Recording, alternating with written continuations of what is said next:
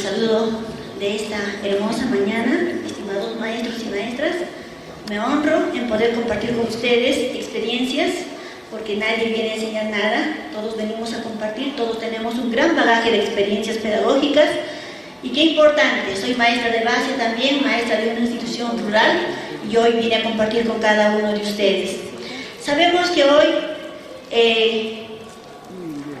estamos hablando sobre planificación, un aspecto sumamente importante que realmente nos conlleva en nuestra práctica pedagógica de qué manera vamos a ir mejorando día a día con el transcurrir del tiempo. Sabemos también que estamos implementando a partir de este año lo que es el currículo nacional. A nivel nacional, el 100% de instituciones educativas estamos trabajando con nuestro currículo nacional. ¿Qué implica ello? ¿Todo nuestro país tiene las mismas características? ¿Quién debe ser pertinente a este currículo en nuestro contexto? Somos nosotros, ahí escuché, bajito pero escuché, somos nosotros los que estamos haciendo pertinente este currículo en nuestro contexto. Si bien es cierto, estamos enseñando en un enfoque por competencias, ¿cierto? ¿En el Perú estamos enseñando en un enfoque por competencias? Sí, algunos me dicen, todavía estamos en proceso. ¿Será importante enseñar en el enfoque por competencias? Sí es importante, sí es importante. Y en el transcurso de esta mañana nos vamos a dar cuenta cuál es la implicancia que tiene enseñar en un enfoque por competencias. La pregunta es, ¿desde cuándo venimos hablando de un enfoque por competencias? ¿Es reciente o ya es de varios años atrás? De varios años atrás. Y para ser preciso, desde 1995 que estamos hablando del enfoque por competencias. Aproximadamente ya va a ser 24 años que estamos trabajando en un enfoque por competencias. Este resultado se estará evidenciando en los aprendizajes de nuestros niños y niñas. Allí viene la reflexión para cada uno de nosotros. ¿De qué manera estamos trabajando el enfoque por competencias y qué implica? ¿Cuál es el proceso que debo seguir para tener estudiantes competentes, estudiantes preparados en el marco de este enfoque por competencias? No sé si me ayudan con la presentación. Entonces, en nuestro país estamos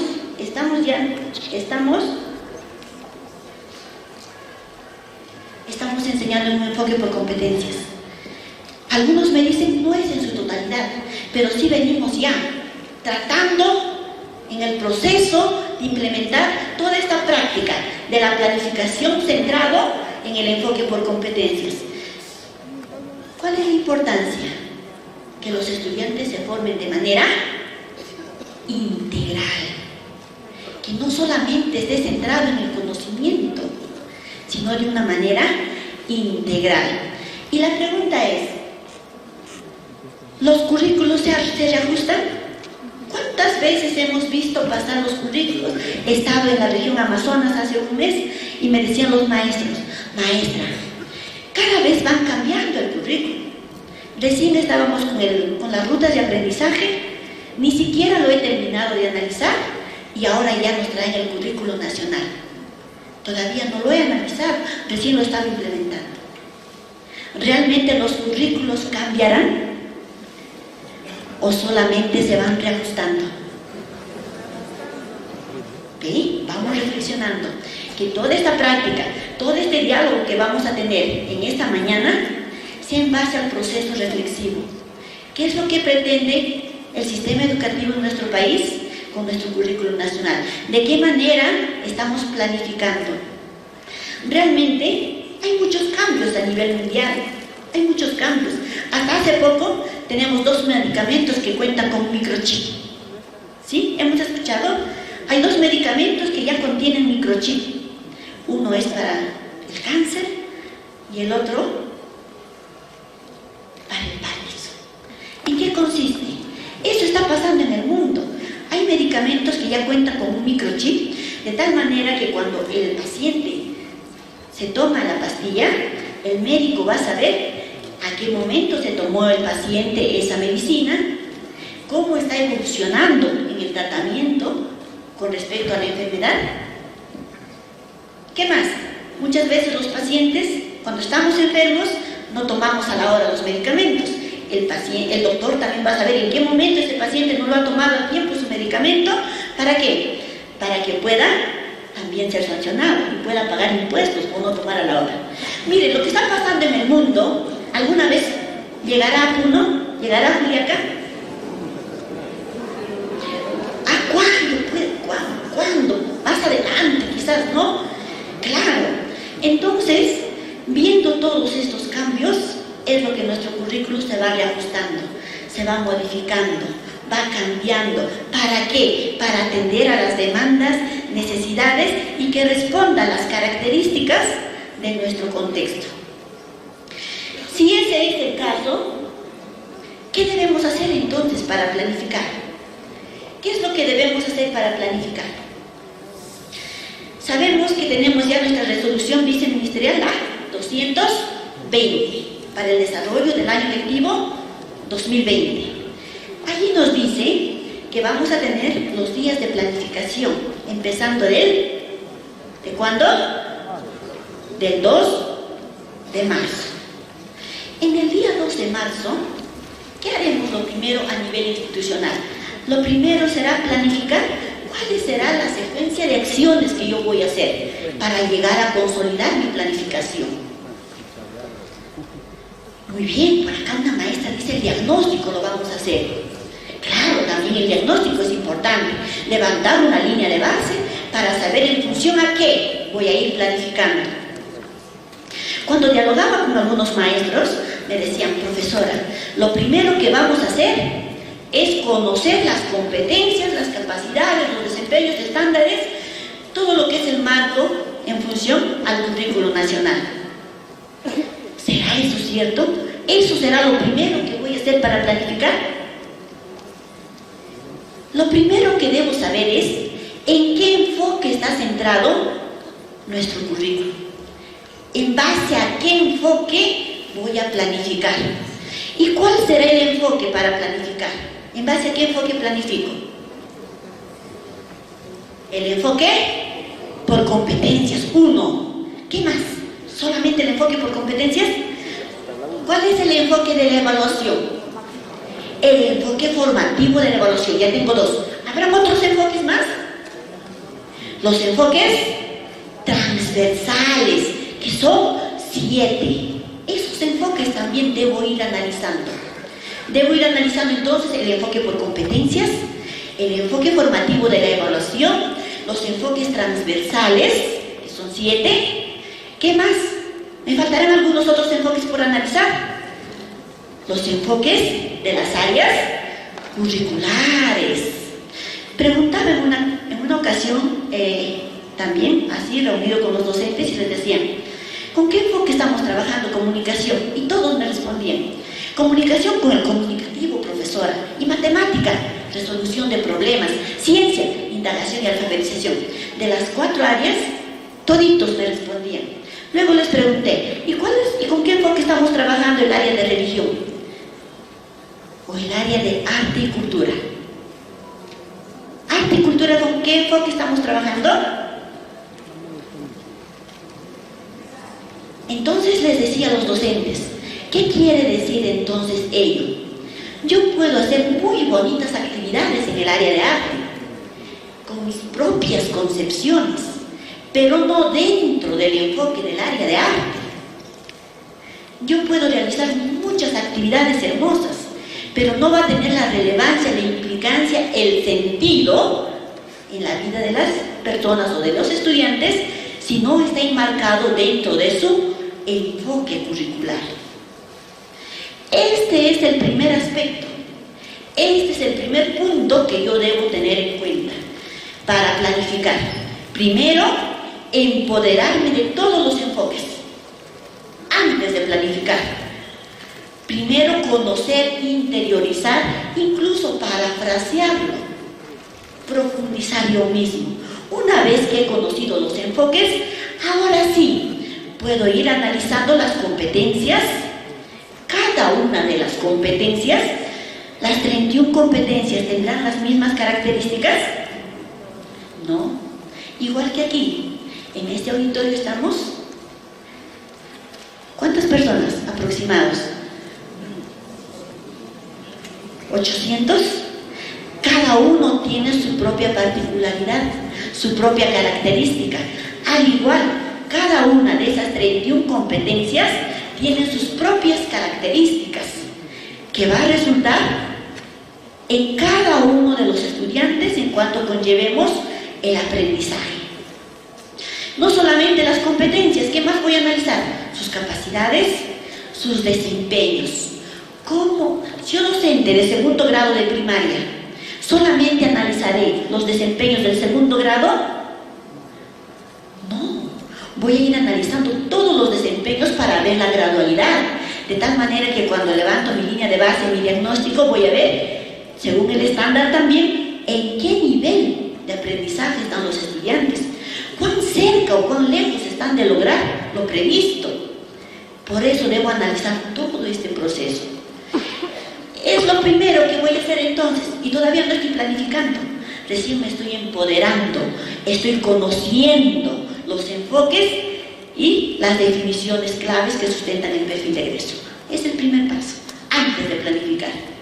Y eso lo vamos a hacer de manera colegiada, cuando nos reunimos a nivel institucional. Nada lo estamos haciendo solos, ¿verdad? De manera individual. Todo es de manera colegiada, a nivel institucional. ¿Qué más?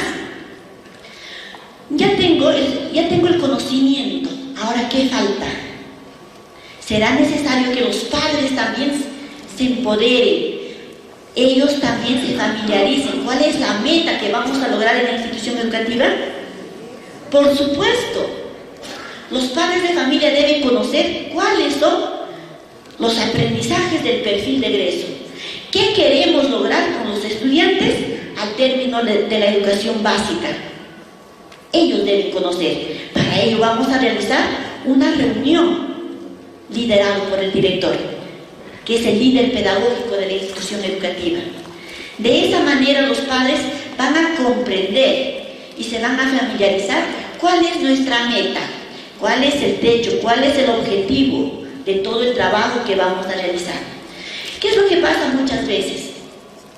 Llegamos a las instituciones. Conversaba la semana pasada con algunos docentes de la región huancavelica y me decían: profesora, los padres acá no apoyan.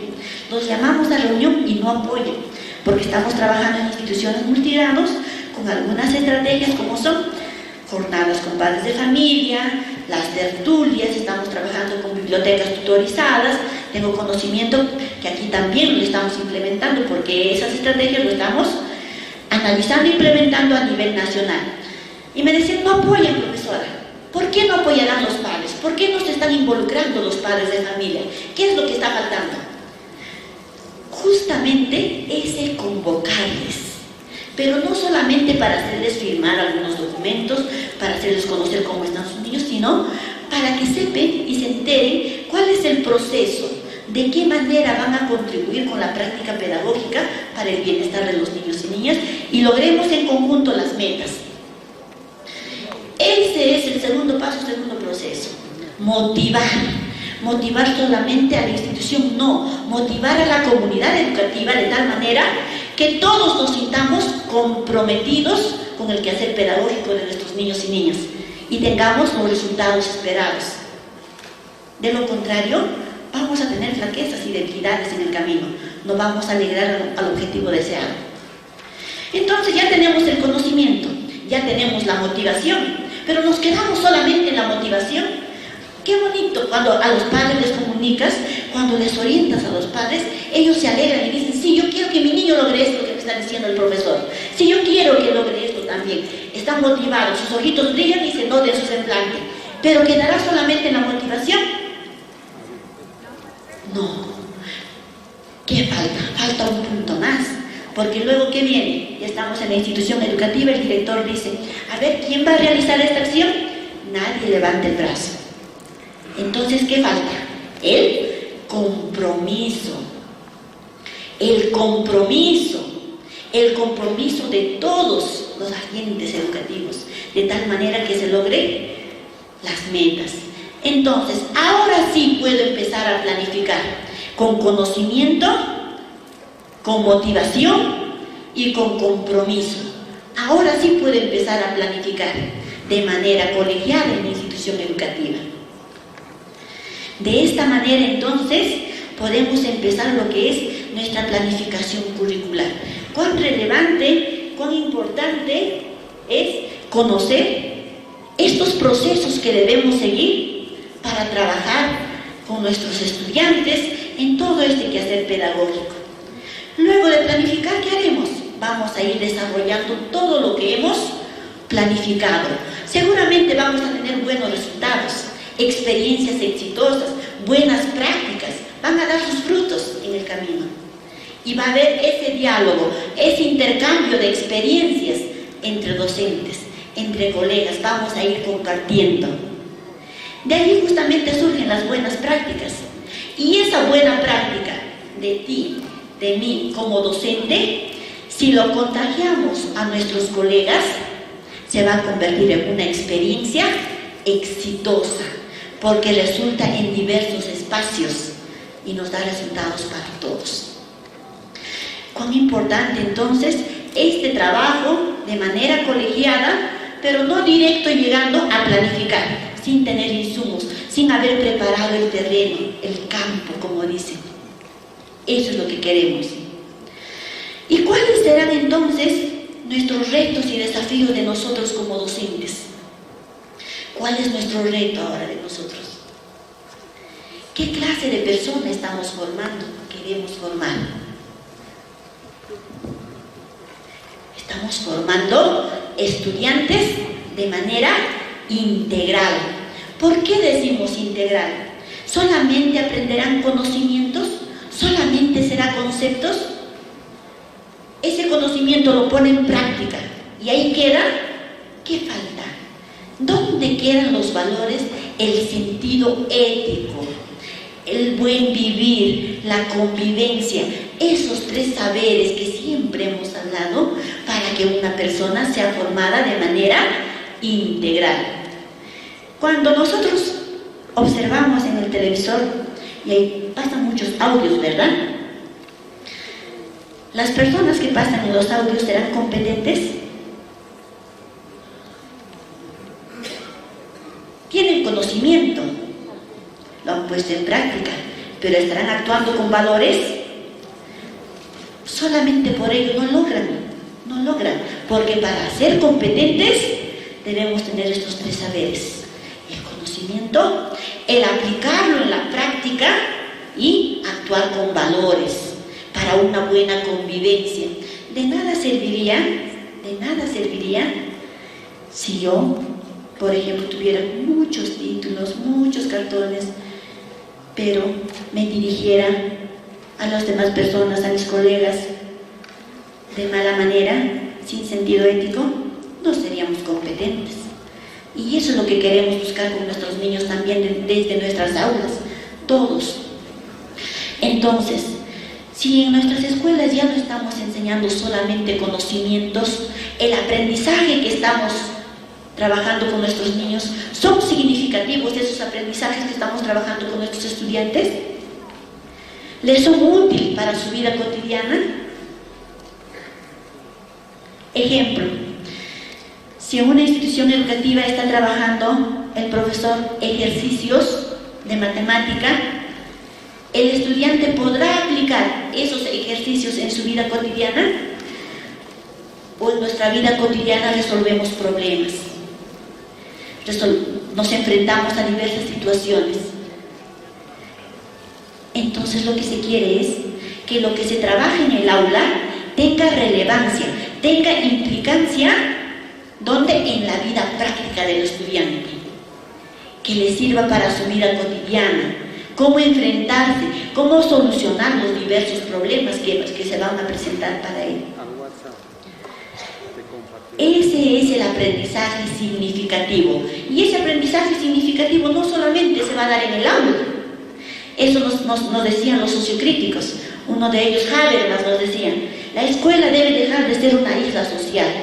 La escuela conectada con la comunidad, donde no solamente los estudiantes aprendan en la escuela, sino también en el contexto, aprovechando de los sabios de la comunidad, de las personas quienes pueden apoyar también al docente a través de diferentes estrategias.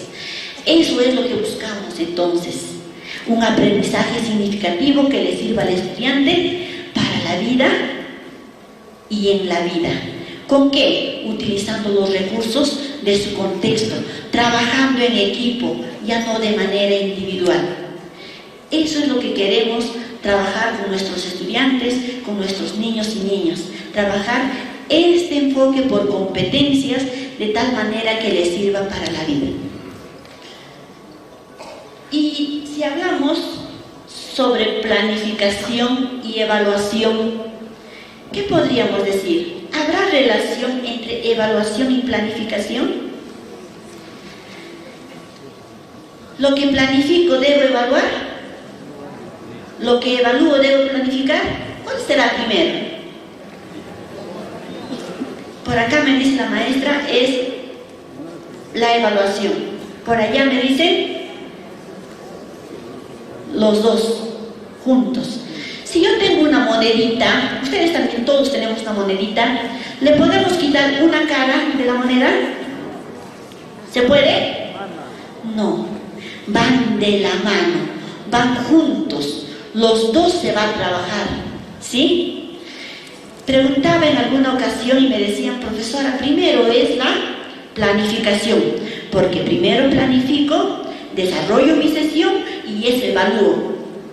Pero ahí había otra contradicción. Otro docente decía, no, profesora, primero es la evaluación, porque de acuerdo a la evaluación yo planifico. No siempre se va a dar en un orden establecido. Van a ir de la mano, pero no tiene un orden. Por ejemplo, yo docente, recién es mi primer año en la institución educativa y no conozco a mis estudiantes. ¿Qué es lo que voy a hacer? Voy a levantar un diagnóstico, voy a conocer las características de los niños y de las niñas, cómo están en función a su contexto, sus características, sus necesidades. ¿Y estoy evaluando? Sí. Y en función a esa evaluación, de la valoración que voy a hacer, voy a ir planificando.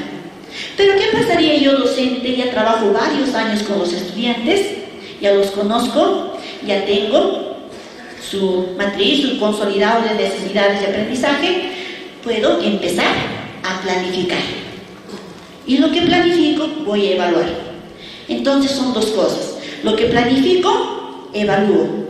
Lo que evalúo, planifico. Pero no quiero que se dé lo tercero. Que planifique una cosa, desarrolle otra cosa y evalúe cualquier cosa. No, ¿verdad? No puede ser, ¿verdad? No puede ser. Tiene que estar relacionado la planificación con la evaluación. ¿De qué manera estamos evaluando? Ambas cosas son importantes, sumamente importantes. Y bien nos dice nuestro currículo nacional, hay dos formas de cómo yo puedo planificar. Hay situaciones planificadas y situaciones emergentes. ¿A qué le llamamos situaciones planificadas? Por ejemplo, ya tengo organizado mi planificación anual, mi proyecto, mi unidad, y de allí ya sé qué sesiones voy a ir desarrollando. Esas son situaciones planificadas. Ejemplo, Dios no quiera, hoy hay un gran temblor, un terremoto. El día de mañana desarrollaré lo que normalmente he planificado o podré reajustar. Voy a reajustar. Se han dado situaciones emergentes que me permiten modificar mi planificación. Por eso decimos que nuestro currículo es flexible, porque hay situaciones emergentes que podemos involucrar en nuestra planificación. De esa manera entonces podemos decir que planificación y evaluación están estrechamente relacionados. Pero ¿cómo ponemos en práctica la evaluación? ¿Cómo ponemos en práctica ahora la evaluación formativa dentro de nuestra planificación? ¿Qué debo tener en cuenta para evaluar dentro de mi planificación? Hemos oído y sabemos nosotros que trabajamos con las orientaciones para el desarrollo de las competencias. ¿Cuántas son estas orientaciones?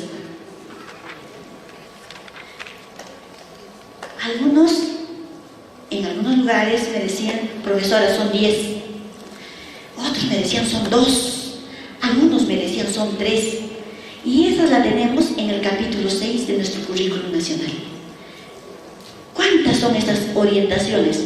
Porque nos dice en el primer párrafo, docente, usted considerará en la planificación, en el desarrollo y en la evaluación estas orientaciones para el desarrollo de competencias. Y nos hablan de 2 tipos de orientaciones. Las orientaciones para el proceso de enseñanza y aprendizaje, que son ¿cuántos? ¿Cuántos son? Son 10. 10 orientaciones para el proceso de enseñanza y aprendizaje. 10. Y la segunda, que son las orientaciones para la tutoría, que son ¿cuántos? 3. Trabajo individual, trabajo grupal y trabajo con los padres de familia. Por eso es que nuestras mujeres nos envían oficios a los directores para poder implementar en nuestras instituciones encuentros familiares, jornadas con padres. ¿Por qué? Porque estamos trabajando en el marco de la tutoría también, dentro de nuestra planificación curricular. ¿Qué quiere decir? Que nuestras sesiones, todas, deben tener parte de tutoría. No quiere decir, hoy es lunes, mis estudiantes están peleando y yo les digo, hoy no se peleen, hoy no toca tutoría nos toca el viernes. ¿Así le diré? No, ¿verdad?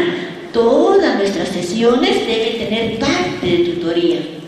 Todos los días debe haber ese diálogo reflexivo con los estudiantes en función al bienestar y al buen vivir, a la buena convivencia. Si evaluamos en función a estas orientaciones pedagógicas, debemos partir por lo siguiente. Nuestra primera orientación dice partir de situaciones significativas. ¿Por qué nos dirá que en la planificación esto es clave? Esto es clave. ¿Por qué nos dirá que en la planificación vamos a partir de las situaciones significativas? ¿Cuál será su importancia? Les voy a comentar una anécdota. El año pasado estuve en la selva, me parece por Tarapoto, era 24 de junio. En el aula del 3er grado, la maestra estaba trabajando, como era junio, estaba trabajando la biografía de Alfonso Ugarte. Entonces, ya estaban trabajando en equipos y yo me acerco a los equipos y le pregunto a los estudiantes, a ver, ¿cómo te sientes realizando este trabajo? Porque estaban trabajando en papelote. Ni siquiera me respondió a la pregunta que le hice y me dijo, profesora, mi mamá está preparando Juan. En la tarde vamos a mi casa. Y a su costado está su compañero y dice, profesora, yo voy a llevar la pelota, vamos a bajar a la playa a jugar boli. Sí, profesora, vamos conmigo, su grupito. ¿Dónde estaba la idea, el pensamiento, dónde estaba centrado su interés de esos estudiantes? En la fiesta de San Juan. Pero la maestra estaba desarrollando la biografía de Alfonso Ugarte, porque estaba cumpliendo con el calendario, como estaba junio, eso estaba realizando. Entonces, ahí pudimos analizar ese día con la maestra cuán importante, cuán relevante es partir de situaciones significativas. ¿Significativas para quién? ¿Para mí como docente o para los estudiantes? Para los estudiantes. Partir de situaciones significativas que sean relevantes, importantes para los estudiantes, porque ese es el medio en el cual van a aprender. ese es el medio en el cual van a llegar a los propósitos de aprendizaje. Eso es nuestra primera orientación. Partir de situaciones significativas en toda la planificación curricular.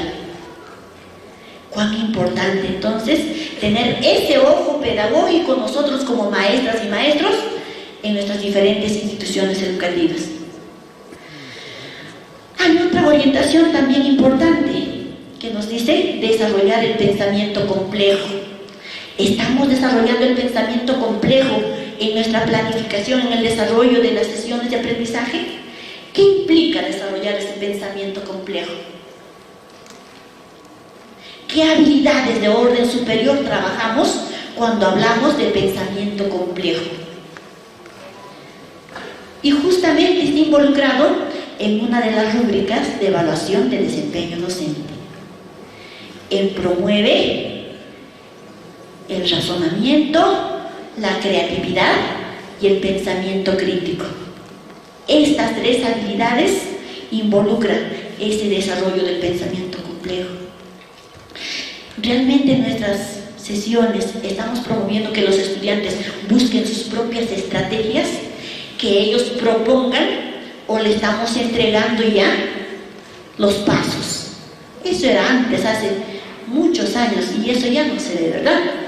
El año pasado tuve el privilegio de trabajar en esta hermosa región de Puno, compartiendo con estudiantes y maestros de varias de las provincias, visitando sus aulas.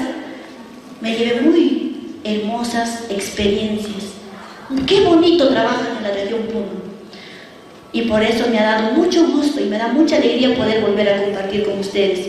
Y cada vez que voy a diferentes regiones, llevo esas experiencias muy importantes.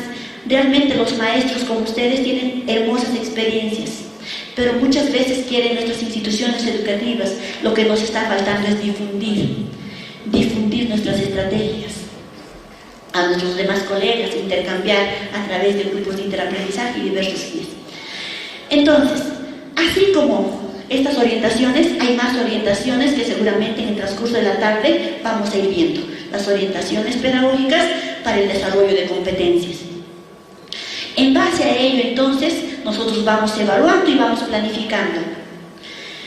Pero, ¿cuál será el rol del docente? ¿Cuál es el rol del docente en la planificación y en la evaluación formativa? ¿Cuál es nuestro rol?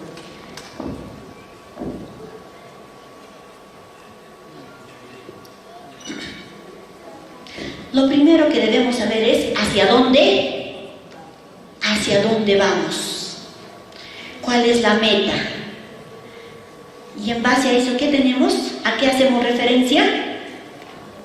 Al perfil de egreso. A nuestro perfil de egreso. ¿Cuántos perfiles de egreso tenemos? ¿Serán 11 perfiles de egreso? ¿O será un perfil de egreso con sus 11 aprendizajes?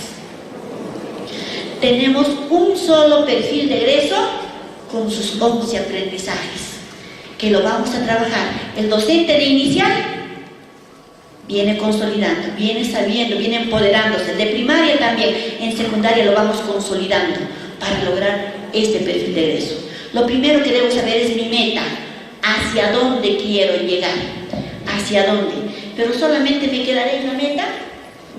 No, ahora debo saber dónde estoy, cómo están mis estudiantes, y para ello yo tengo evidencias.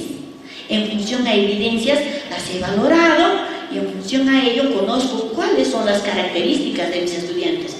Si tengo 10 estudiantes, conozco las características de mis 10 estudiantes, porque ahora valoramos de manera individual.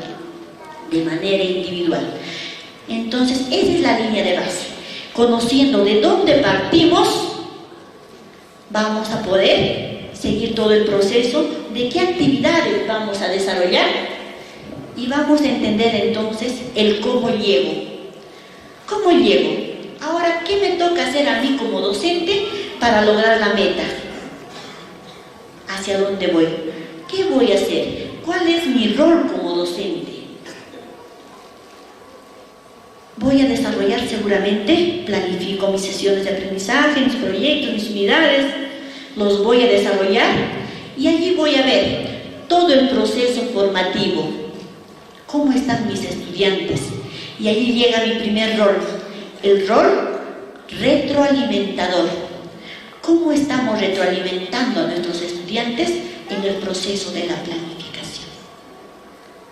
Seguramente más temprano ya han dialogado bastante acerca de la retroalimentación y sabemos también que esta retroalimentación se debe dar de manera reflexiva, a través de preguntas y repreguntas, de tal manera que el estudiante, él o ella, entienda dónde está el error y va construyendo su aprendizaje a partir de ese error.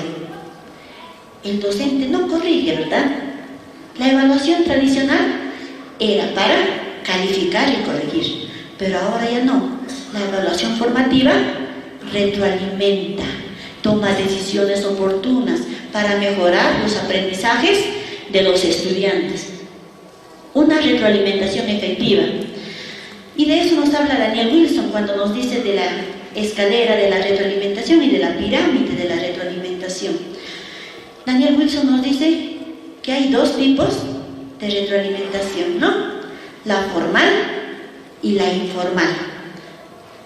La formal, cuando está planificado y seguimos los pasos que debe tener una verdadera retroalimentación efectiva. Y la informal, cuando de momento nos llaman los estudiantes y nosotros acudimos para poderlos apoyar. Y cuando nos habla Daniel Wilson, sobre la escalera de la retroalimentación, nos dice que debemos seguir 4 pasos nosotros para retroalimentar a los niños. ¿Cuál es el primer peldaño para retroalimentar a nuestros estudiantes en este proceso de mejora de sus aprendizajes? Primero vamos a clarificar. ¿Qué vamos a clarificar? ¿Qué vamos a aclarar? Vamos a aclarar las dudas de nuestros estudiantes. Es lo primero que voy a hacer. El segundo peldaño de esa escalera nos dice que vamos a valorar. ¿Qué vamos a valorar? El esfuerzo de los estudiantes. Por ejemplo, aquí viene una evidencia, aunque no se nota muy bien. Es un texto escrito por un estudiante con su gráfico. ¿Qué podría valorar de esa evidencia? ¿De qué le felicito al estudiante? Porque cuando me dice valorar, lo voy a felicitar. Muy bien, te felicito, excelente, que lo has relacionado el texto con la imagen que pusiste en tu producción. Lo estoy felicitando, estoy valorando el esfuerzo del estudiante. Estoy en el segundo peldaño de la retroalimentación. Luego pasaré al tercer peldaño, que es expresar las inquietudes. Y le preguntaré, ¿por qué pusiste esta palabra allí? Y en esta frase, ¿qué le falta? Le haré preguntas a los estudiantes, de tal manera que no se sienta prejuzgado. Si no le estoy preguntando, él me va a responder. ¿Para qué? Para ir consolidando y llegue al cuarto peldaño de la escalerita y donde le puedan brindar sugerencias. Y le diré, ¿qué te parece si volvemos a leer el texto? ¿Qué opinas si nuevamente leemos esta frase? ¿Tendrá relación? Entonces voy promoviendo la reflexión crítica en los estudiantes para que él entienda, se empodere y mejore su aprendizaje a partir de su propia reflexión. No le doy la respuesta. Estos 4 procesos: aclarar, valorar, expresar inquietudes y brindar sugerencias. De esta manera estaría brindando la retroalimentación siguiendo las recomendaciones de ¿quién? Daniel Wilson. Importante esa práctica que también los maestros en muchas regiones lo vienen ejecutando con muy buenos resultados. Y no solo ello, Rebeca Nijovic también nos habla de qué manera vamos a trabajar este rol retroalimentador del docente. Ella nos habla del círculo virtuoso de la retroalimentación. ¿Qué tipo de preguntas estamos formulando a los estudiantes para que puedan aprender y empoderarse de su aprendizaje? ¿Son preguntas cerradas, preguntas abiertas a las que conocemos nosotros, preguntas fácticas, preguntas socráticas. ¿Qué tipo de preguntas estamos transmitiendo, estamos brindando a los estudiantes?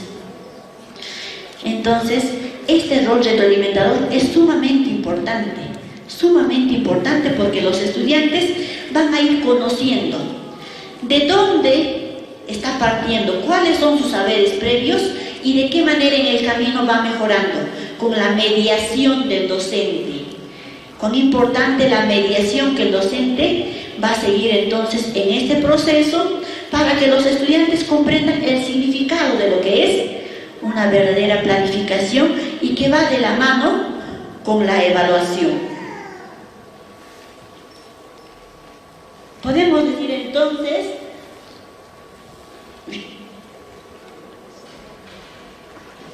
aquí en este gráfico que es importante tener en cuenta los niveles de el estándar de aprendizaje para conocer cómo están avanzando mis estudiantes.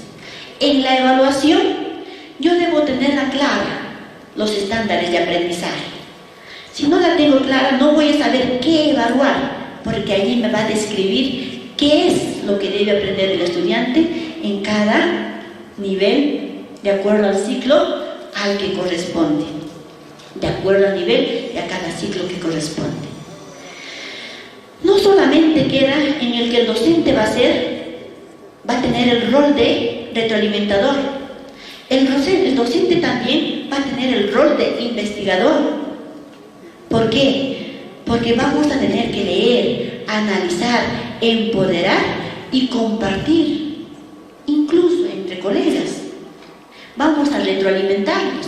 ¿Qué quiero decir? La retroalimentación no solamente se va a dar entre docente y estudiante, también se va a dar entre estudiante y estudiante y entre docente y docente.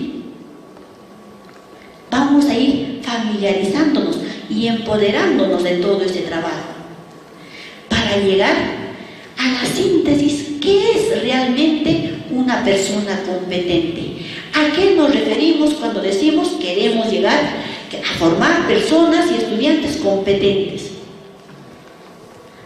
Ya decíamos, muchos dicen que la competencia es un saber. ¿Qué es la competencia?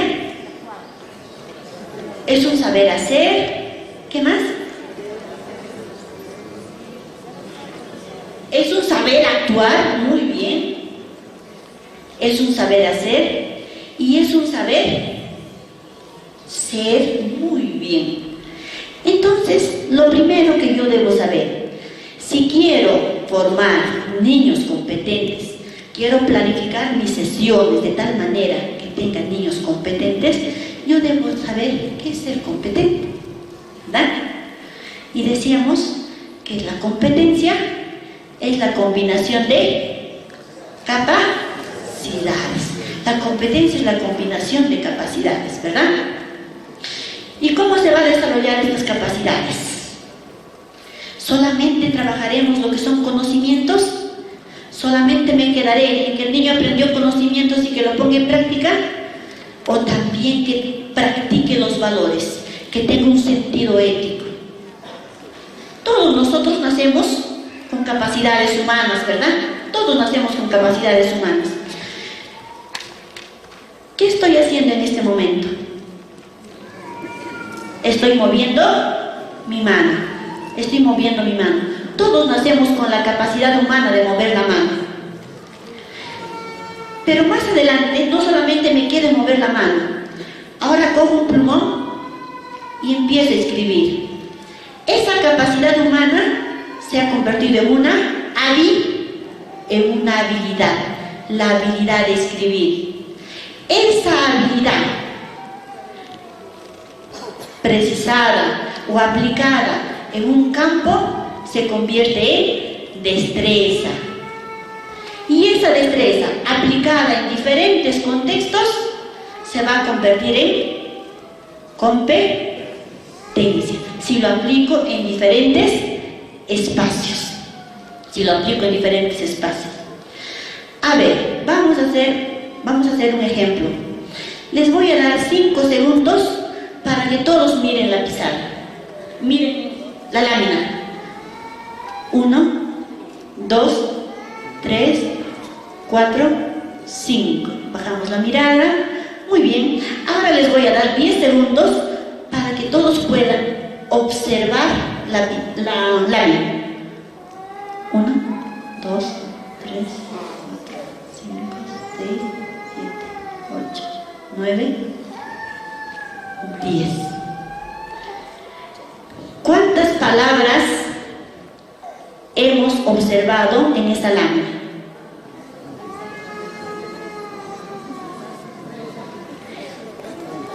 ¿Cuántas preguntas hay en la lámina?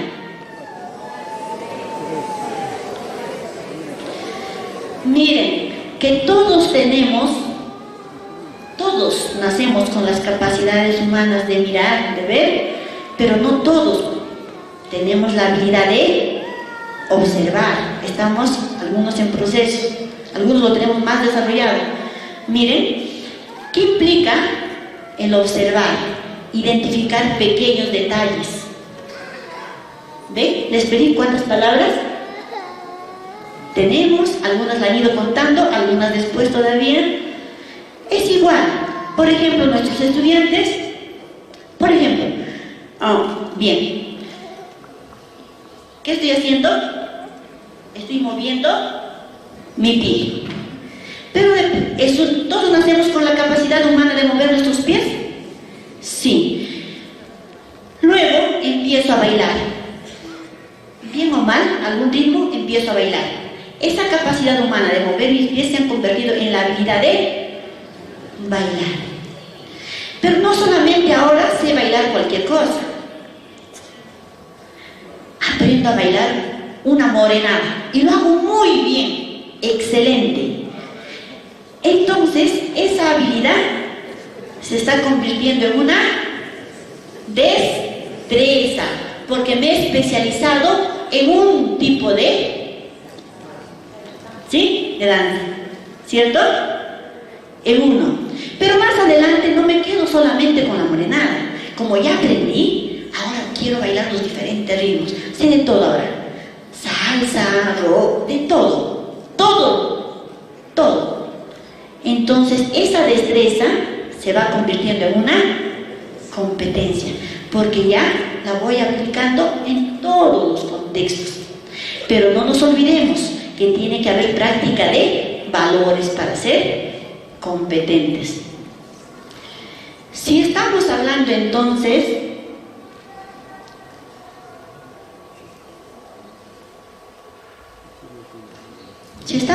de competencias, les he traído una canción de las competencias.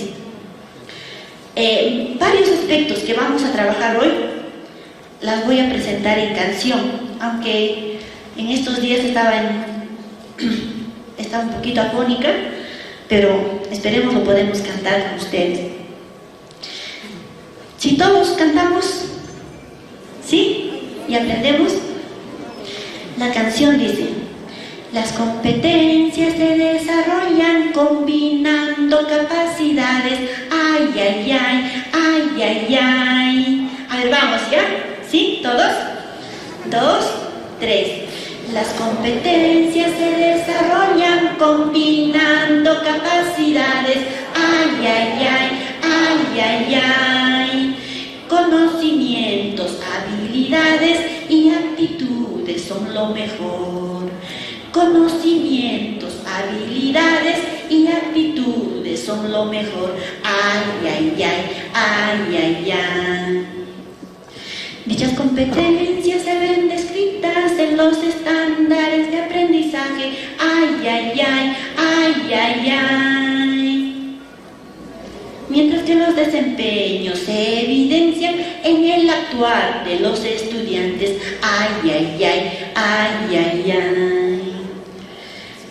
¿Sí? ¿Qué les parece si cantamos todos? Una vez, ¿ya? ¿Listo?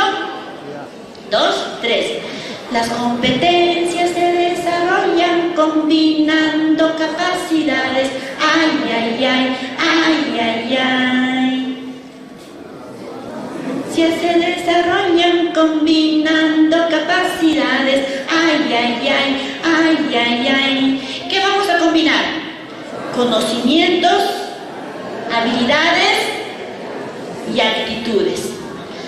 Tres aspectos voy a combinar para ser competente. Las que decíamos, los tres saberes: saber conocer, saber hacer y saber convivir.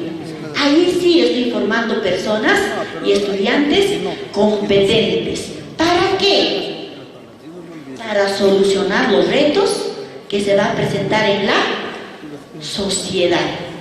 Eso es lo que se quiere, que nuestros estudiantes solucionen los desafíos, los retos que se van a dar en nuestra sociedad. La pregunta entonces sería: nosotros al año, ¿cuántas sesiones desarrollamos? Más de 200, ¿verdad? Más de 200 a 250 sesiones. Vamos a pensar, vamos a tener un minuto para pensar en una sesión que involucre estas tres condiciones: el conocimiento, el ponerlo en práctica y la buena convivencia. ¿Cómo sería una sesión, solamente una sesión, donde involucre estos tres aspectos? Porque todas las sesiones que desarrollamos, en ello estamos viendo el enfoque por competencias, ¿verdad? A ver, pensemos en una.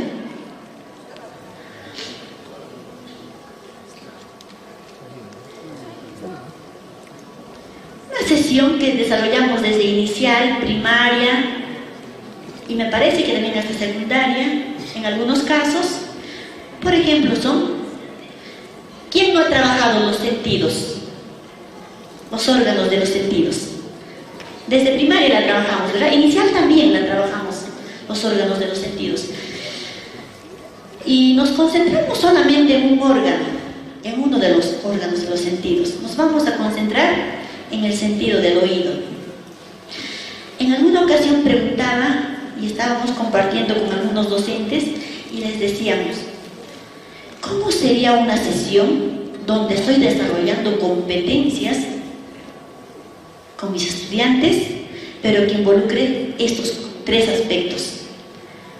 Y así como en todas las instituciones del país, la mayoría de docentes ya nos estamos empoderando y estamos en ese camino de trabajar en el enfoque por competencias. Tal es el caso que un docente de un distrito de Huancabamba, allá en la provincia de Oxapampa, en la región Pasco, no es de una polidocente, no es de la capital del distrito, es de una zona alejada, un docente de 4º grado, que un día, después del diálogo, decidió trabajar con el enfoque por competencias y ponerlo en práctica, porque él lo había interiorizado. Porque diferente es que alguien te diga: hazlo así, a que tú lo hayas interiorizado y analizado y lo pones en práctica. Entonces ese docente decidió tomar el reto y ver cómo le iba resultando después del diálogo.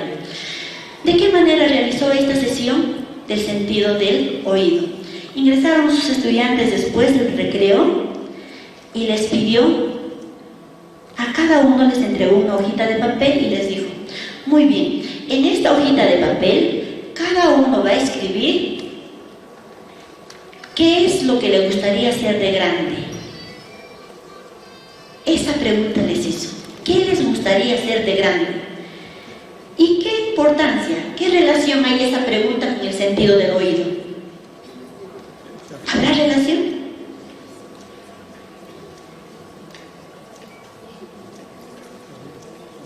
¿Qué relación habrá? ¿Quién iba a escuchar allí?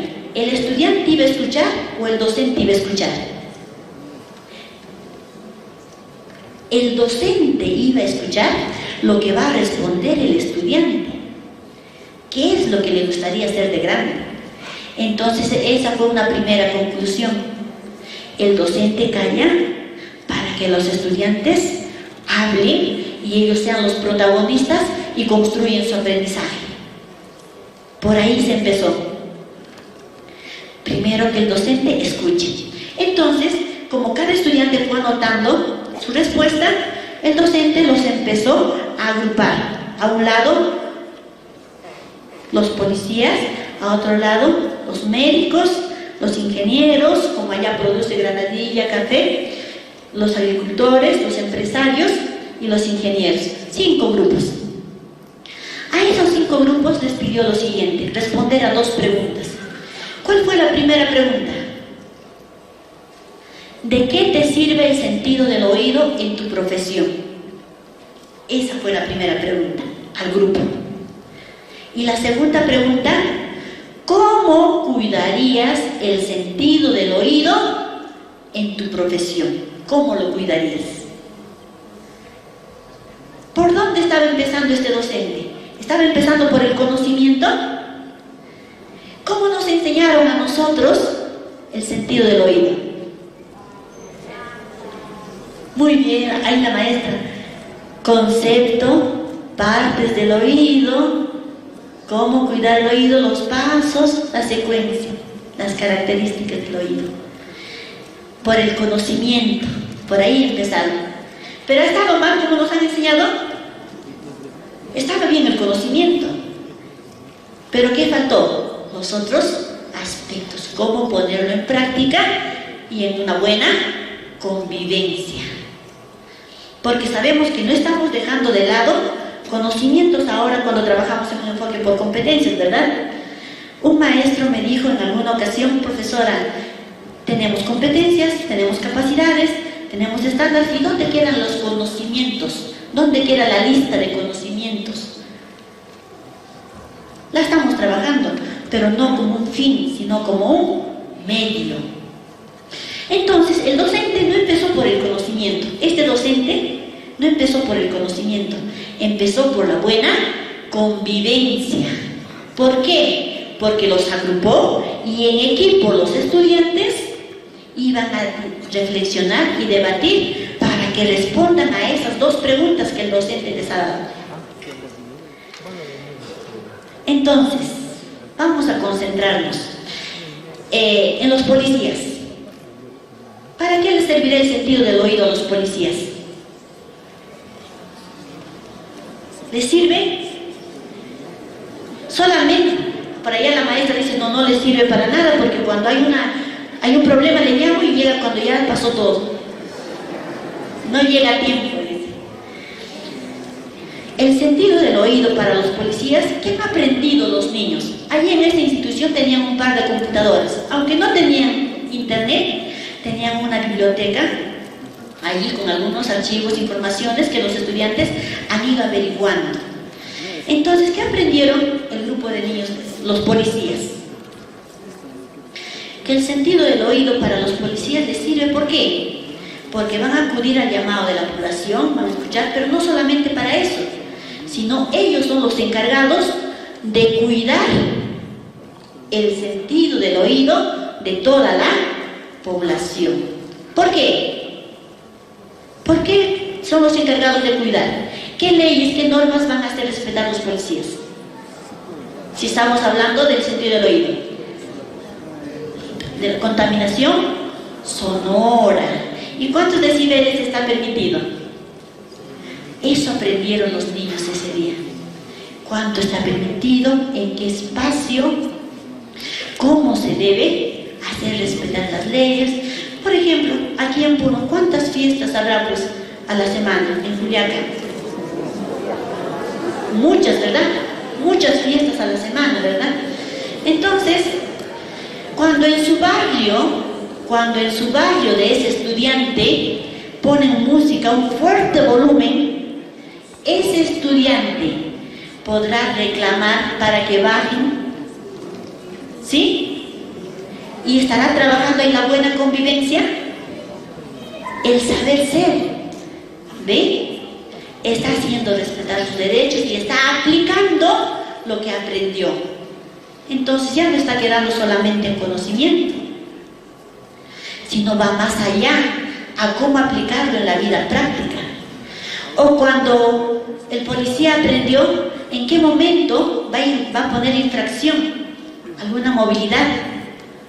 De repente cuando toca el claxon, ¿en dónde? ¿En qué espacios? ¿En qué momento? ¿Cuándo es la infracción? ¿Cómo es? Fueron aprendiendo todos estos aspectos. ¿Y qué aprendieron los médicos? ¿De qué le sirve el sentido del oído? ¿El médico cuida el sentido del oído o cura?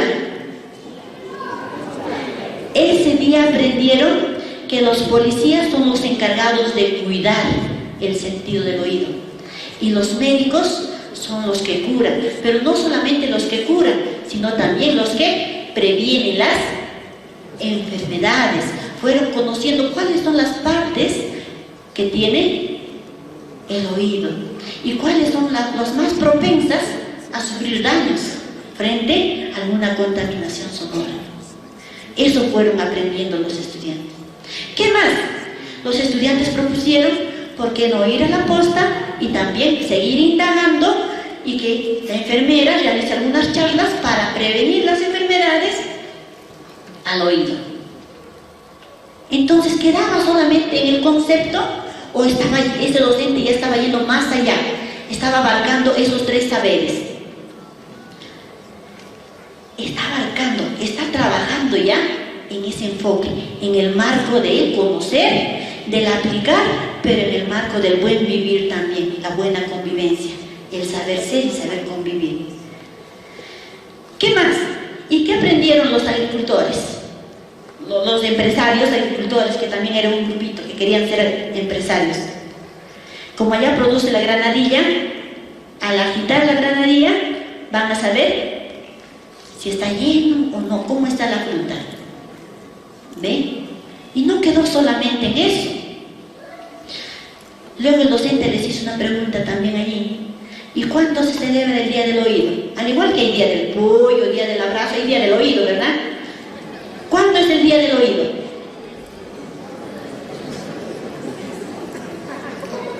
¿14 de febrero no es?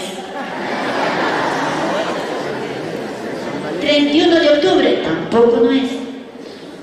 Entonces los estudiantes han ido viendo cuándo es el Día del Oído. Mira, se han estado empoderando. Yo también este día he ido aprendiendo juntamente con ellos. ¿Quién me enseñó? Los niños. ¿Ve? Y no solamente eso, sino que posterior a ello, ahora, ¿qué es lo que vino? Los compromisos. Toda sesión de aprendizaje debe terminar en compromisos.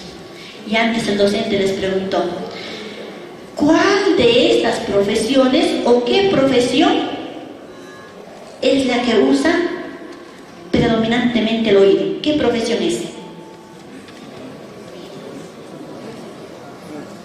Alguien dijo ya por ahí.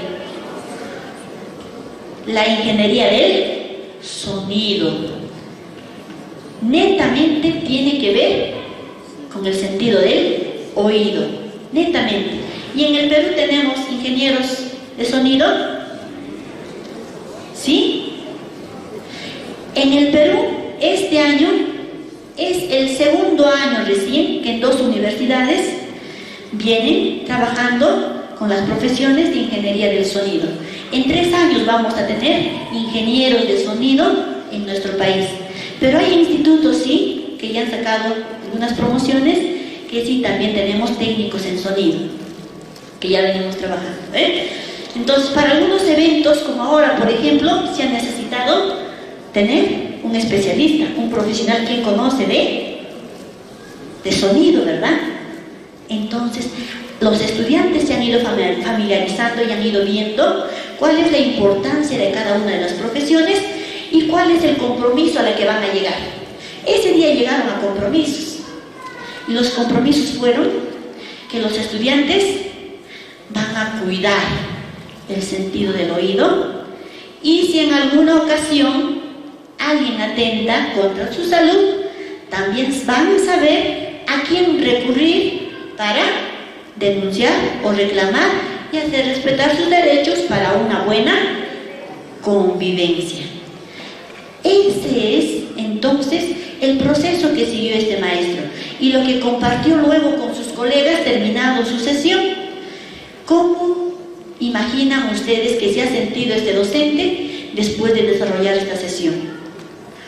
Muy emocionado porque le había resultado todo el proceso de su trabajo. Y si está planificado, ¿qué debe evaluar este docente? ha planificado en función a los tres saberes: el saber conocer, el saber hacer y el saber convivir. Estos tres aspectos es lo que va a evaluar. ¿Cómo ha evaluado este docente el saber convivir? Cuando han trabajado en equipo, cuando han trabajado en grupos. Allí ha ido evaluando, ha ido viendo el trabajo, la reflexión crítica que han tenido cada uno de sus estudiantes y cómo se han conducido. ¿Y dónde quedó el evaluar el conocimiento? ¿En qué momento lo va a evaluar? ¿Eso lo podrá evaluar en el momento o va a ser en el proceso? Va a ser en el proceso, porque en el transcurrir, en el demostrar de sus actitudes, se va a dar cuenta de qué manera ese estudiante ha logrado cuando lo va a poner en práctica. Cuando lo pone en práctica. ¿Y dónde quedó la evaluación del conocimiento? También evaluó el conocimiento. Los tres, entonces van de la mano, ninguno se va a dejar de lado para formar estudiantes competentes, donde la planificación y la evaluación van a ir de la mano, juntos. Lo que planifico, evalúo, y lo que evalúo, planifico. Ambos van a ir de la mano. Pero siempre no nos olvidemos en no quedarnos solamente en el conocimiento, sino los tres aspectos de manera integral. Por eso que la canción nos decía: conocimientos, habilidades y actitudes. Los tres. Si no tengo los tres, mi estudiante puede tener mucho conocimiento, mucho, puede ser el primero en la clase respondiendo conceptos, pero se pelea con su compañero, genera un clima inadecuado en el aula. Ese estudiante todavía le falta un aspecto para lograr la competencia, para que lo pueda practicar. Y no nos olvidemos que todo lo que planificamos, todo lo que aprende el estudiante, lo tengo que ver yo, lo tengo que evidenciar en la práctica. Lo está poniendo en práctica, porque puede ser que también el estudiante lo ha aprendido de memoria y sabe convivir, pero no lo practica lo que ha aprendido. Entonces también no tiene sentido. Dice que todo aprendizaje debe tener sentido en la vida de los estudiantes. ¿Ve? Entonces, allí les presento, teniendo en cuenta ello, entonces, lo que queremos ver en este momento es de qué manera vamos a ir planificando. Aquí vamos a ver ya en la práctica cómo es que estamos planificando y cuál es mi punto de partida para llegar a planificar. ¿En base a qué? Sabemos que estamos trabajando en el marco de la resolución viceministerial, la 024 del 2019, la norma que implementa el currículo nacional, la 025 con la evaluación formativa, la resolución de Secretaría General a 332. Como trabajo, aquí seguramente hay muchos docentes también de instituciones multigrado, también tenemos nuestros propios lineamientos de cómo trabajar en instituciones multigrado. En el marco de toda la normativa es lo que vamos a ver entonces algunas presentaciones e ir detallando paso a paso, porque la parte práctica la vamos a ir vivenciando ya en el transcurso de la tarde. Lo primero que debo tener en cuenta, y todos hemos oído y hemos trabajado en este año seguramente, nuestra famosa unidad diagnóstica. Algunos le llamaban unidad cero, en algunas regiones también estuve escuchando unidad cero. ¿Cuál es la importancia de esta unidad diagnóstica? ¿Para qué trabajamos una unidad diagnóstica? Si sabemos que en un enfoque por competencias, nosotros trabajamos procesos. La competencia implica seguir tres procesos, ¿verdad? Primero, determino los propósitos de aprendizaje. Primero determino los propósitos de aprendizaje. ¿Y a qué me refiero cuando digo propósitos de aprendizaje? Dedo pulgar. Ahora todos levantamos. Propósitos de aprendizaje. ¿Qué tienen? Competencias y capacidades. ¿Qué más? Desempeños. ¿Qué más? Ahí lo vamos a poner las evidencias y los enfoques transversales. Cuando hablamos de propósitos de aprendizaje, no me olvido competencias, capacidades, desempeños priorizados, evidencias y sus enfoques transversales. A eso me refiero con propósitos de aprendizaje. Eso es lo que quiero lograr. Esos propósitos de aprendizaje surgen a partir de las necesidades de aprendizaje de los estudiantes. ¿Qué le falta lograr a mi estudiante? ¿Qué no logró? A eso se llaman las necesidades de aprendizaje. Entonces, primero determino mis propósitos de aprendizaje. Segundo, establezco las evidencias. ¿Cómo voy a saber que mis estudiantes ya han logrado o no han logrado? ¿Qué le está faltando? Entonces voy a establecer mis evidencias. Y sabemos que las evidencias son de dos tipos, ¿verdad? Pueden ser de producción o de actuación.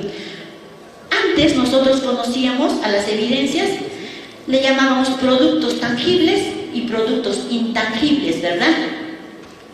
A eso. La 025, la resolución viceministerial de 025 nos habla de evidencias tangibles e intangibles. Esas yo las voy a ir estableciendo también para ir trabajando con los estudiantes. A ver, ¿cuáles van a ser mis evidencias? Primero entonces, determino los propósitos de aprendizaje, luego establezco mis evidencias y luego determino cuáles van a ser mis situaciones significativas, con qué estrategias, con qué condiciones voy a desarrollar mis sesiones de aprendizaje. En el marco de ello, entonces, antes de planificar, antes de elaborar mi planificación anual, debo tener una línea de base, una unidad diagnóstica. ¿Cuándo se elabora? ¿Cuándo se desarrolla esta unidad diagnóstica? En el mes de marzo. ¿Cuánto tiempo? De 10 a 15 días. De 10 a 15 días nomás. ¿Qué insumos debo tener para desarrollar una unidad diagnóstica? 3 insumos. Lo primero, conocer las características de mis estudiantes. ¿Dónde encontramos las características de los estudiantes de cada ciclo? Las características biopsicosociales. ¿Dónde lo encontramos? Está en nuestro currículo nacional. La página 9 al 12 está, ¿no? Ahí está. Si yo docente atiendo a estudiantes de cuarto ciclo, allí están sus características. Esas las analizo. A tercer ciclo, a quinto ciclo, analizo. A ver, ¿cómo están mis estudiantes? ¿Cómo deben ser? Primero analizo ello. Luego analizo las características de mis estudiantes en relación a su contexto. Y para eso puedo tener un insumo que es mi matriz de caracterización sociocultural, la que vamos a detallar en un momento. ¿Ve? Con esos insumos puedo diseñar y puedo trabajar lo que es mi unidad diagnóstica, con esos insumos. ¿Cuál es la finalidad de la unidad diagnóstica? ¿Para qué trabajo la unidad diagnóstica? Tiene dos finalidades la unidad diagnóstica. Lo primero es para conocer, para determinar cuáles son las necesidades de aprendizaje de los estudiantes que no logró con respecto al grado o ciclo que le corresponde o edad.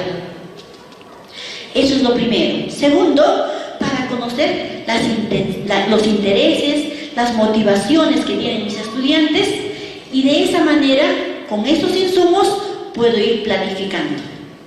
Esa es la intención. Y les presentamos 8 pasos para poder nosotros trabajar con respecto a la unidad diagnóstica. El primero es priorizar las competencias del currículo nacional. Sabemos que tenemos muchas áreas curriculares, ¿verdad? Pero en esos 10 días, ¿poder trabajar todas las áreas? No. Yo docente solamente voy a seleccionar básicamente las áreas curriculares fundamentales: comunicación, matemática, personal y ciencia. Por ejemplo, les voy a comentar en primaria de la manera que hemos estado implementando. Entonces, en comunicación sabemos que tiene ¿cuántas competencias? 3 competencias, se comunica oralmente, lee diversos tipos de textos en su lengua materna y escribe. Las 3 competencias trabajaré en esta unidad diagnóstica. No voy a poder. Por lo menos puedo priorizar, y en primaria hemos estado priorizando la competencia lee y escribe. ¿Por qué lo hemos dejado de lado? Se comunica oralmente. Es que cuando mi niño escribe, cuando produce un cuento, lo va a tener que comunicar, va a tener que exponer. Allí puedo detectar las evidencias de cómo está trabajando oralidad. Entonces, en comunicación solamente hemos priorizado lo que es la competencia lee y escribe. En matemática, de las 4 competencias, solamente hemos tomado una. La competencia resuelve problemas de cantidad, porque es la básica para poder trabajar las demás competencias. Y en el área de ciencia hemos cogido la competencia indaga. En personal social, la competencia convive. Entonces, con estas 5 competencias las hemos ido trabajando. Pero no solamente seleccionar la competencia para trabajar la unidad diagnóstica, sino que en esta unidad diagnóstica voy a enfatizar y voy a empoderarme también, en primer lugar, como ustedes pueden ver, solamente lo distinguen los colores allí. Vamos relacionando la competencia, y lo triangulamos, estándar, desempeño y capacidad, y las hemos sombreado del mismo color para que tenga relación. Si mi competencia dice lee, y dentro de mi competencia está en el estándar obtiene información, mi capacidad también dice obtiene información, las he sombreado de verde. Y mi desempeño dice identifica información, entonces hemos ido triangulando del mismo color. No solamente nos quedamos en relacionar estos elementos, sino también, en segundo lugar, vamos a ir viendo con respecto a los desempeños. ¿Cómo están los desempeños? Los desempeños están graduados. Tienen un grado de complejidad de grado en grado. Eso el docente. ¿Será necesario que lo analice?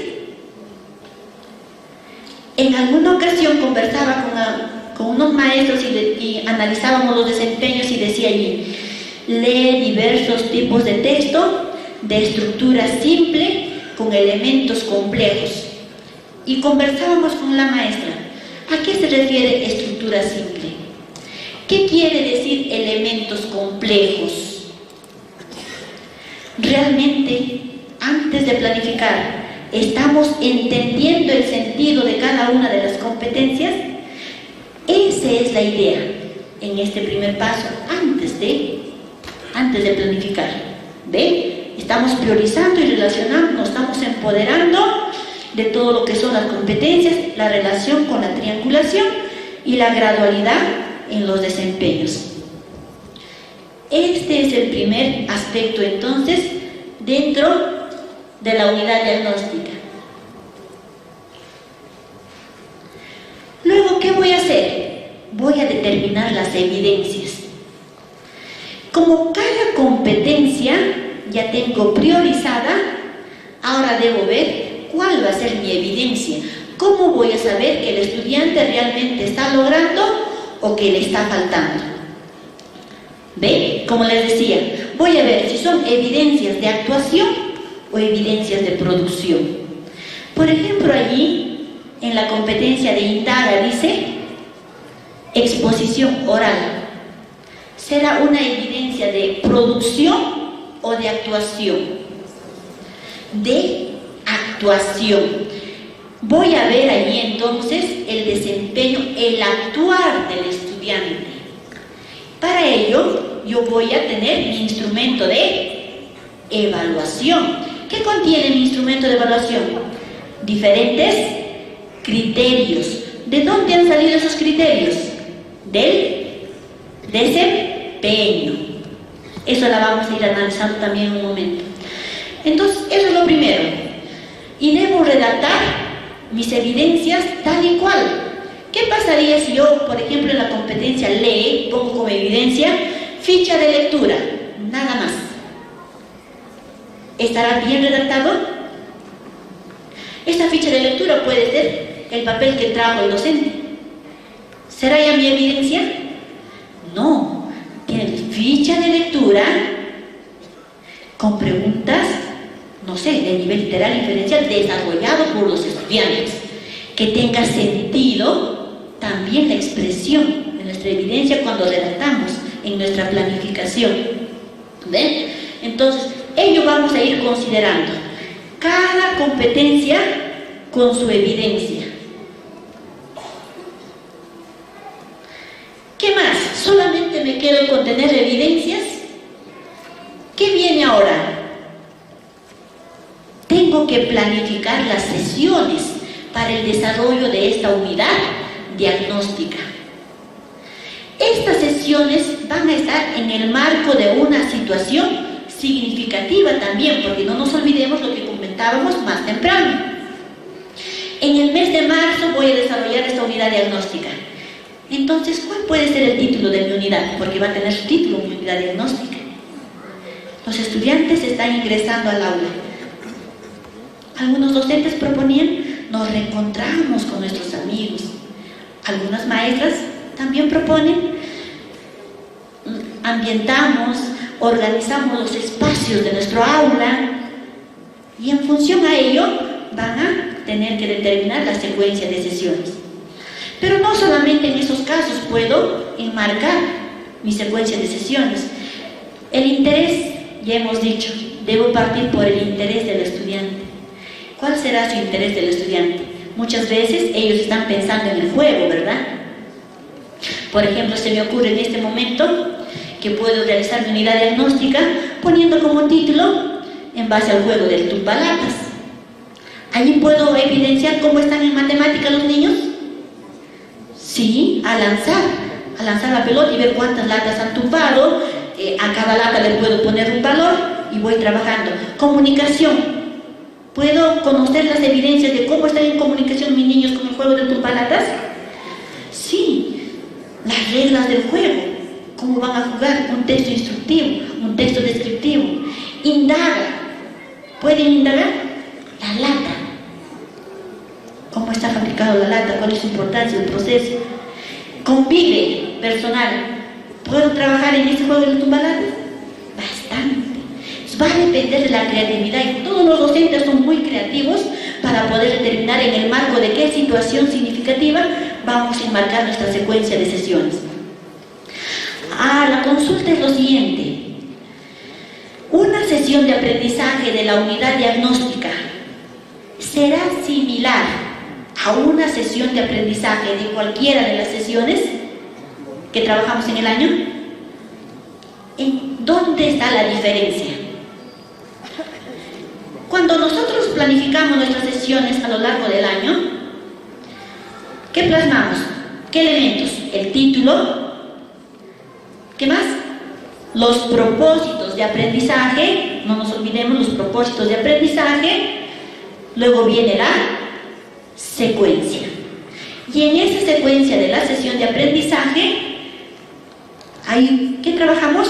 Los procesos didácticos de las áreas. El arte de enseñar, cómo estamos enseñando, ¿verdad? De cada una de las áreas trabajamos.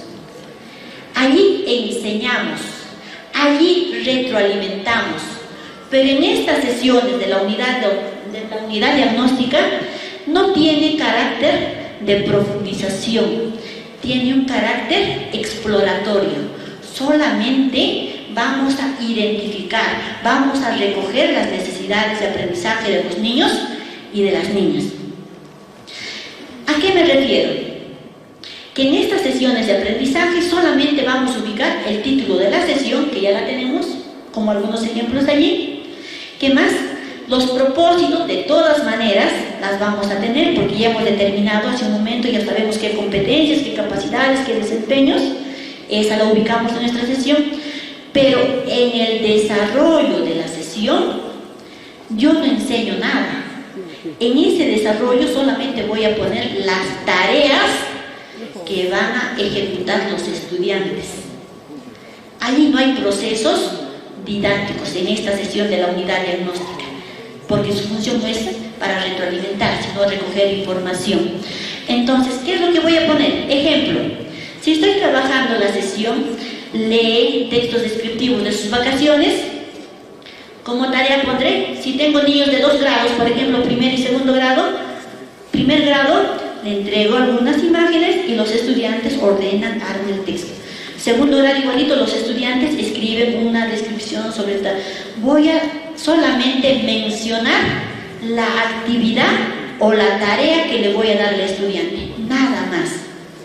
Y seguramente luego dirá con qué instrumento voy a recoger la evidencia y cómo lo voy a procesar, nada más. Eso le comentaba a algunos docentes hace algunos días y me decían: profesora, ¿quiere decir que en esta unidad diagnóstica, en el mes de marzo, en estos 15 días, yo no voy a hacer sesión? Entonces voy a llevar mi periódico a la escuela. Si no voy a hacer sesión, entonces voy a tener tiempo. ¿Será cierto? ¿Cuál va a ser la función de nosotros como docentes si no vamos a planificar sesiones? Las tareas sí, y estas tareas, como nos dice Pedro Ravela, tienen que ser tareas auténticas, tareas desafiantes, retadoras para los estudiantes, donde tengan que movilizar todas sus habilidades y todas sus capacidades. Eso es la diferencia de esta sesión con las sesiones de las diferentes áreas en todo el transcurso del año. Aquí tiene carácter exploratorio, no es de profundización, solamente me va a permitir recoger información, cuánto aprendieron los estudiantes, para que a partir de ello vamos a ir planificando. Esa es la idea. Pero solamente me quedo en planificar sesiones. Estas sesiones ahora las ejecuto. En la ejecución yo debo tener a la mano mi instrumento de evaluación. Voy a recoger evidencias, pero ¿cómo lo voy a valorar? ¿Con qué instrumento? Debo tener, por ejemplo, mi escala valorativa, ¿qué más? Mi rúbrica, lista de cotejo, diferentes instrumentos de evaluación pertinentes a la evidencia que estoy recogiendo. Esa es la idea. Por ejemplo, ya hemos recogido evidencias, estamos desarrollando la unidad diagnóstica, ya hemos recogido evidencias. ¿Qué hago con las evidencias? A las evidencias tengo que registrar y analizar las evidencias. ¿Cómo las registro? Si hoy día he trabajado el área de comunicación, la competencia lee, por ejemplo, aquí tenemos, de esta manera, por ejemplo, lo podemos registrar y analizar las evidencias. El niñito Juan, estudiante de primer grado, y ahí tenemos los desempeños. Como se pueden dar cuenta, están todos los desempeños.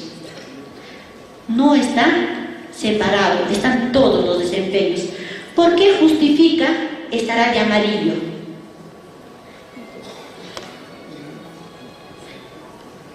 Porque en primer grado justifica, todavía no es requisito dentro de la competencia para el estudiante de primer grado. De segundo en adelante, en primaria sí, por eso está de amarillo. Después de haber leído, nosotros al valorar nos damos cuenta que Juan sí identifica información de su texto descriptivo, por eso le ponemos un check. Pero todavía no deduce, no predice, entonces le ponemos un guioncito. De todo lo que hemos puesto los guiones, eso lo hemos trasladado al lado derecho. Estas son sus necesidades de aprendizaje del niño Juan Ríos, lo que no ha logrado. De la misma manera, María de segundo grado, ¿cuánto le falta lograr? Rosa, ¿qué le falta lograr? La vamos detallando en función a los desempeños de la competencia. De esa manera registro las necesidades de aprendizaje de los estudiantes. Esta es de un área. Siempre nos han hablado de cómo sistematizar, de cómo consolidar, cómo sacar necesidades de aprendizaje, pero en la práctica, allí encontramos todavía dificultades. ¿De dónde salen las necesidades de aprendizaje? Porque eso no las invento, sino van a salir de allí, de los propios desempeños. Si ya tengo entonces de un área, esa luego la voy a consolidar. Como dijimos más temprano, hemos trabajado 5 competencias de las 4 áreas priorizadas. De esas 5 las voy a consolidar en esta matriz. De esas 5. Esta sí es el consolidado general de las necesidades de aprendizaje de mis niños y niñas. En función a ello, ahora sí, yo ya tengo el insumo principal para poder elaborar mi planificación curricular anual. Sin ello, no tendría las necesidades en función a qué, de dónde determino los propósitos de aprendizaje. ¿Ven? Entonces, en función a ello, no queda allí. Este trabajo debe ser socializado con los padres de familia. Al término de mi unidad diagnóstica, lo socializo para ver que los padres también se involucren y se interesen en cuáles son las necesidades de aprendizaje de sus estudiantes, de sus niños, de sus hijos e hijas, para que en función a ello puedan ser involucrados e ir planificando. ¿Ven? Y ahí viene lo que es nuestra planificación curricular anual. Allí recién. Al dialogar con algunos docentes, hace varios años, nosotros trabajamos lo que es la unidad diagnóstica como una sábana. Era muy amplio, ¿verdad? Pero hace poco ya estábamos trabajando con un formato donde solamente teníamos que aspear. Teníamos que poner aspa y seleccionar qué competencias vamos a ir trabajando, ¿verdad?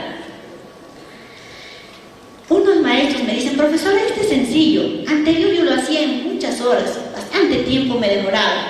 Pero con esta información es rápido. En 10 minutos yo lo termino de hacer la planificación anual.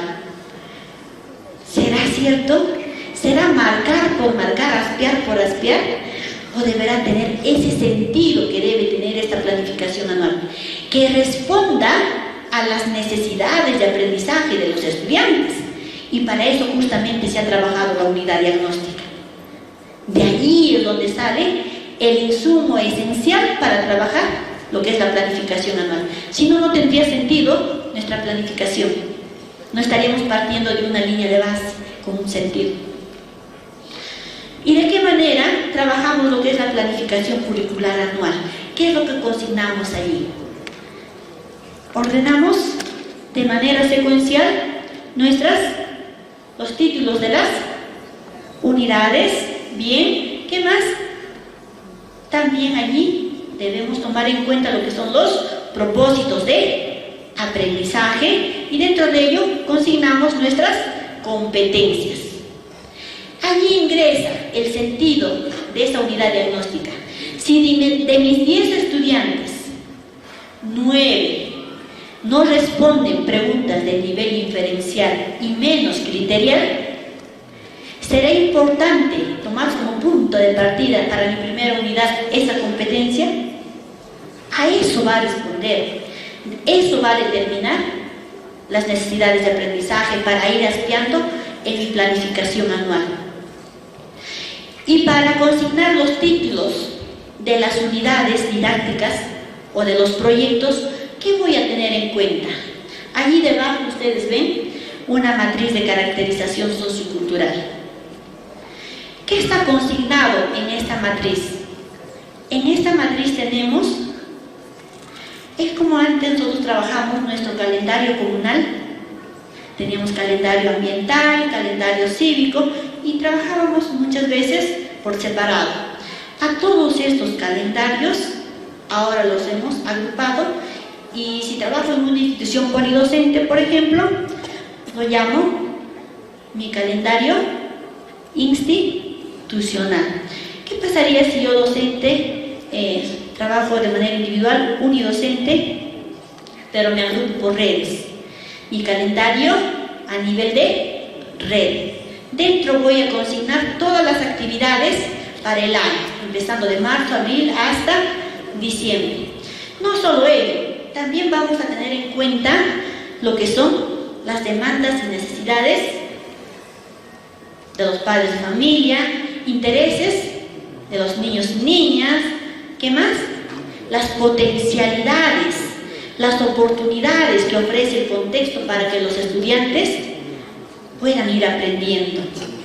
Por ejemplo, biblioteca organizada, padres organizados, contamos con internet. En nuestro contexto, en este mes se está cosechando la papa o el maíz.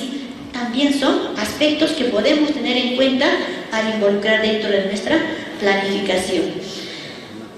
Les voy a comentar un caso de cómo estábamos planificando antes, hace muchos años, lo cual ya no se trabaja. Por ejemplo, en junio, por ejemplo, ¿qué celebramos? Día de la Bandera. Docente, ¿qué ponía? Primera semana, Día de la Bandera. Segunda semana, Día del Padre. Tercera semana, Día del Campesino. Cuarta semana, y así. Iba organizando su unidad en función a esas actividades.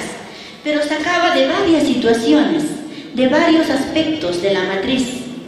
Ahora lo que nos piden es solamente coger uno, el más importante, como el que mencionábamos hace un rato. ¿Cuál es el más importante para el estudiante? En función a ello voy a determinar las situaciones de cómo van a ir organizando la situación significativa.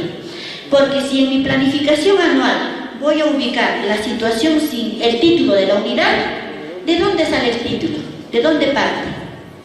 De una situación significativa. Y esa situación significativa tiene dos características, y esas las sabemos todos, ¿verdad?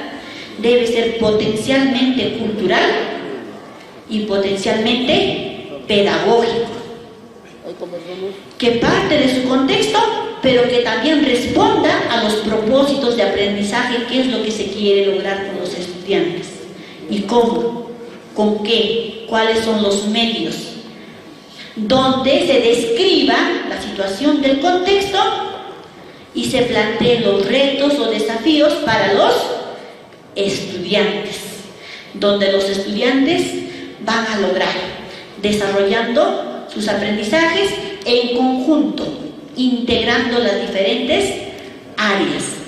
De esta manera es lo que vamos a ir viendo en la planificación anual, de tal manera que sea integral y que la secuencia de unidades tengan sentido y respondan al propósito y a las metas que queremos lograr con nuestros estudiantes. Para elaborar esta planificación anual debemos pasar por un proceso sumamente reflexivo, porque si lo realizamos o lo planificamos a la deriva, sin ningún criterio, sin ningún sentido, no vamos a tener los resultados esperados. Necesitamos que tengan sus frutos, que en el quehacer, en la ejecución, respondan a lo que queremos lograr con nuestros estudiantes. Esa es la idea. Y si ya tengo mi planificación anual organizado, de allí nomás es lo que voy a ir determinando, voy a ir ejecutando mi secuencia de unidades. Y cuando hablamos de unidades nos estamos refiriendo a proyectos de aprendizaje o también a las unidades de aprendizaje, ¿cierto? ¿Con cuál de ellas estamos trabajando nosotros? ¿Con las dos? ¿Con proyectos solamente? ¿Solamente con unidades? ¿Con qué tipo de unidades didácticas estamos trabajando? ¿Habrá una más importante que otra? ¿Serán iguales? ¿En qué se diferencian?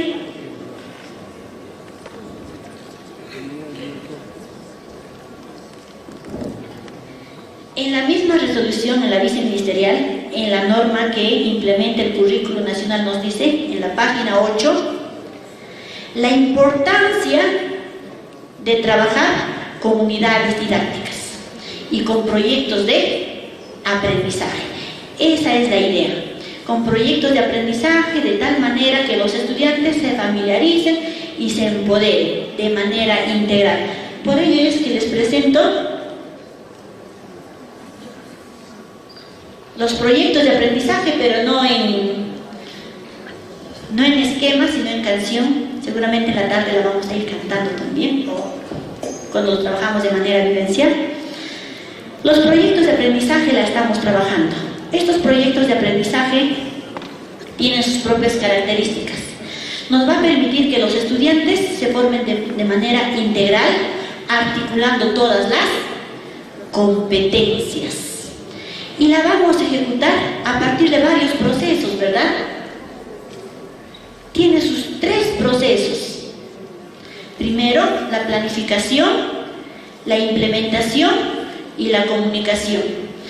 Cuando hablo de planificación, ¿a qué me refiero? Allí hay 2 aspectos importantes. La planificación previa del docente, solo el docente planifica el proyecto, pero luego va a tener que realizar la planificación junto con los estudiantes. Y en la canción ustedes pueden ver, dice, en la primera sesión que hacemos, en la primera sesión sensibilizamos. ¿Qué quiere decir? Si yo docente quiero trabajar el problema de la contaminación ambiental, yo llevo ya previsto, ya sea una lámina, los traslado a los estudiantes al campo, preparo una casuística o un video, en base a eso sensibilizo a los estudiantes para que se sientan comprometidos y se interesen en lo que vamos a trabajar en el proyecto. No es a la deriva, no es que voy a ir a improvisar. Eso hago en la primera sesión. Y en mi segunda sesión lo que voy a hacer es planificar con ellos. Con los estudiantes planifico la secuencia de sesiones. Con ellos voy a elaborar qué sesión vamos a hacer primero, cuál es la siguiente, de manera secuencial. Ejemplo, los estudiantes dirán, si vamos a hablar sobre la helada, por ejemplo, ¿qué dirán los estudiantes? Profesor, hay que ir a la posta para preguntar cuántos niños se han enfermado en esta semana o en este mes. Muy bien, es una actividad que están dictando los estudiantes. ¿Qué más? Profesora, hay que invitar a un padre de familia para que nos comunique de qué manera podemos prevenir las enfermedades respiratorias. ¿Qué más? Podemos, profesora, realizar tales actividades. Los estudiantes participan en el proyecto de tal manera que se empoderan y ellos se hacen partícipe de todo este proceso de aprendizaje. Y eso se va a ejecutar juntamente con ellos, con un trabajo cooperativo, grupal, a través de la reflexión crítica, promoviendo el trabajo con pensamiento crítico y de manera holística. Y eso al final la vamos a evaluar a través de una feria, a través de un compartir dentro de la institución educativa, de tal manera que sea práctico y productivo para los estudiantes. Bien, en la tarde vamos a continuar con algunos aspectos que faltan. Muchas gracias por su atención.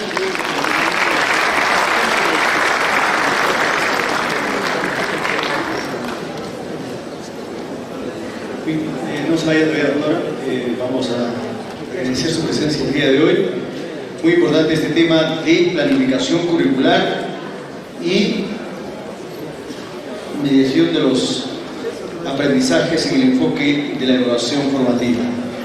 Vamos a agradecer, profesores, con fuertes aplausos la ponencia de la doctora Selene Luz Chichiapasa Chamorro. Nuestro director de gestión pedagógica va a otorgar la medalla de honor del sector de educación de nuestra UGEL San Román. Muchas gracias por compartir estas experiencias, doctora. Un fuerte aplauso, por favor.